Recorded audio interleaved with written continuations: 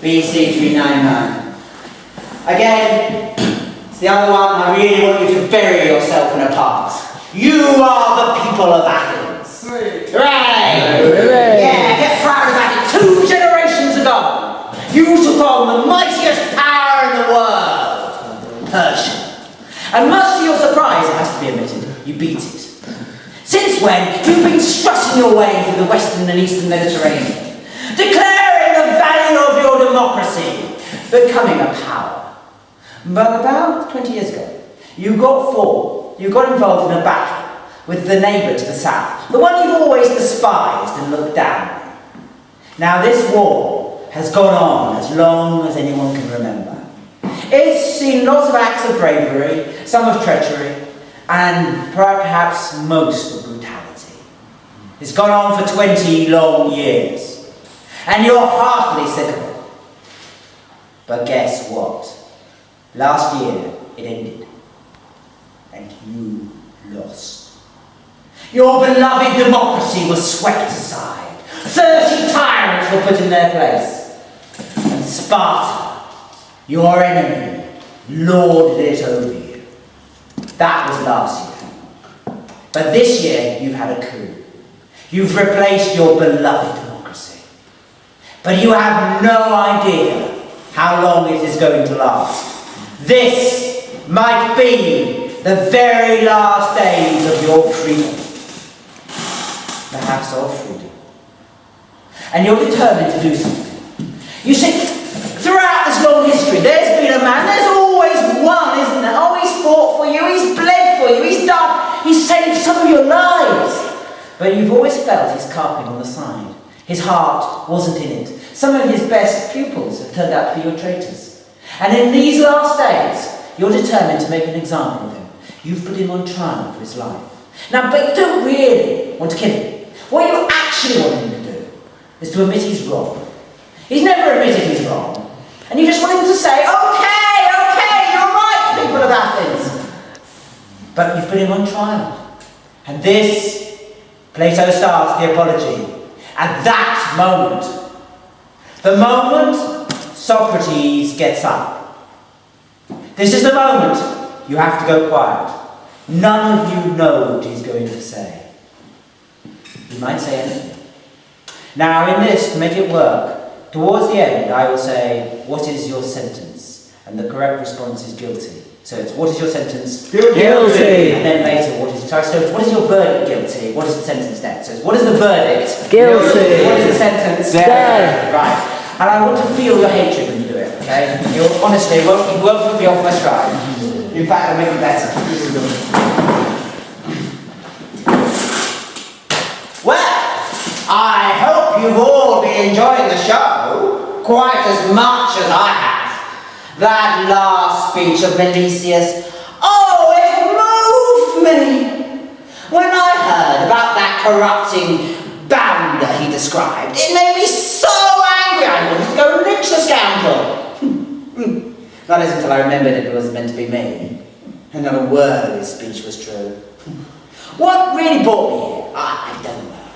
I think it might go back to your father's day, when my old friend Aristophanes, he wrote a play about me in which I appeared, a burbling, farting buffoon without paradoxical ability to prove the wrong argument right and the right argument wrong.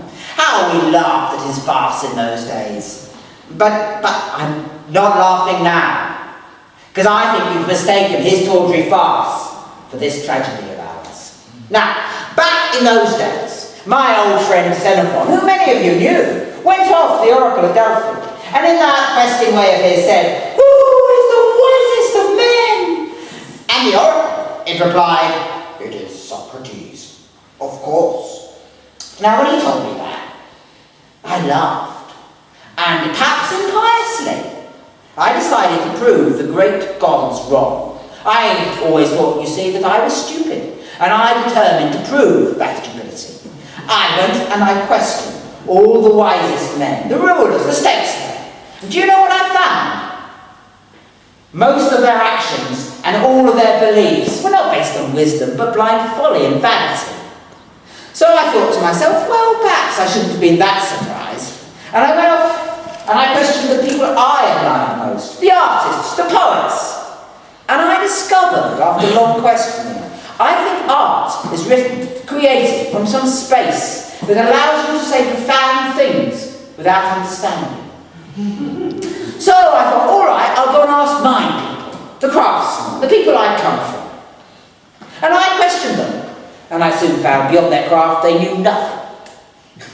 But I was beginning to understand what the great gods might mean. You see, I might be the wisest of men, because I'm the only one who seems to realise I'm stupid. Now, back in those days, many of my pupils ate my methods, and no doubt made a torment of themselves, questioning the great and the good, and I apologise then, and I apologise now, freely. But it's not that you've put me on trial of my life for. Let me have a look at the charges. Oh, Melissa, you have me down here for corrupting the youth of Athens and worshipping my own divinities.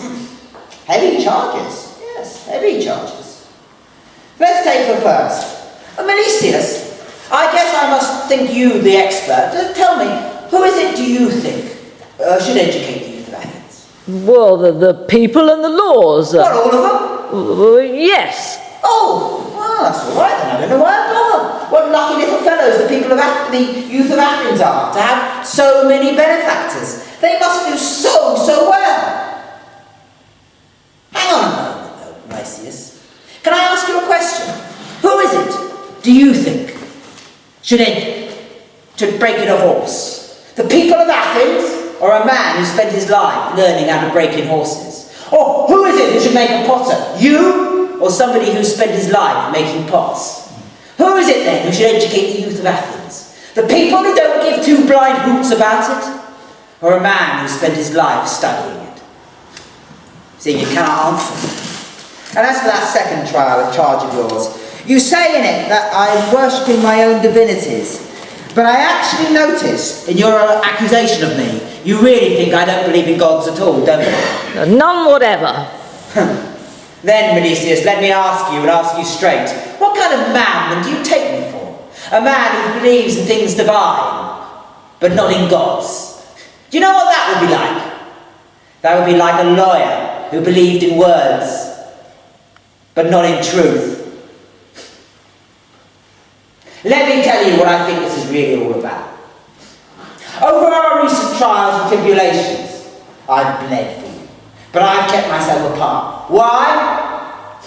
Because in my life I've never cared over much for power or influence. Why? Because I've said, I think power and influence is based on ignorance and vanity and stupidity. And it is from stupidity that evil follows. Do you not see what I've always taught you? Virtue is goodness. Goodness is knowledge. Knowledge is beauty. And so, people of Athens, let me tell you it straight, as it has always seemed to me. The unexamined life, it's not worth the living.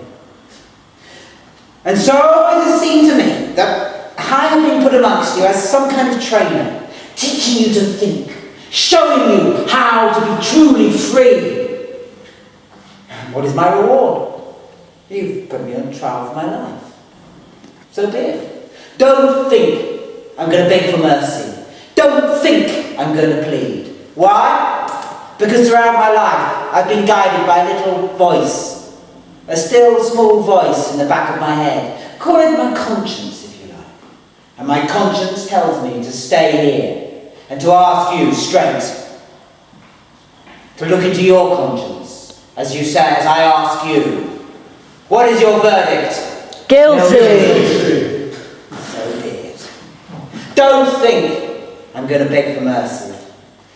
But now, according to the customs of our times, I have to think of a sentence more fitting my crime. One alternative to death. Ah, I have it. I've been a good trainer, and I could do with a good dinner. Suppose you feed me once a day. Oh, sorry, am I being flippant? Alright, okay, fine. But my wife has just spent all my money. I'll give you all the money in my pockets. What was that, Plato? Oh, Plato would sell his father's farm. Does your father know? Oh, no. Alright, Plato would sell his father's farm for my life, or I'll give you all the money in my pockets. Is that enough? Will that buy my innocence? What is your sentence? Death. Yes. Do not think even now I'm going to plead for mercy and run away. Why? Because in my life I think I've believed in things eternal more truly than any of you. And my heart quickens with joy to think I go amongst them once again. Remember to sacrifice a black cock to Ischylus in memory of my life. Thank you and good night.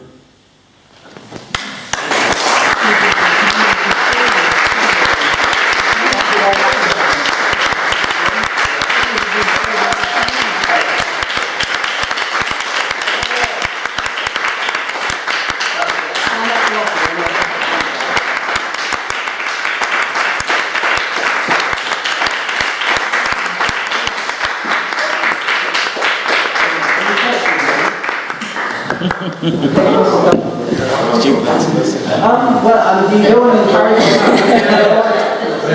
Do Cicero. No, Jay. So you guys do one more? You want one more? Didn't do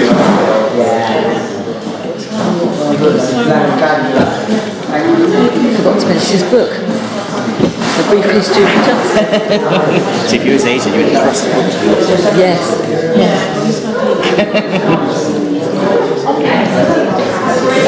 Just get encouraged to attack. I haven't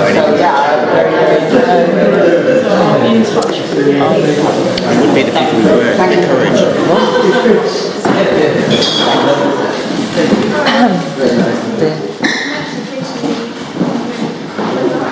Oh, Matthew forgot to say he also has his book for sale. Book for sale, yes. A Brief History of the Concept of Justice. So it's a mere £7. It's all right, isn't it, Will? Yeah. Oops. I bet I haven't. No.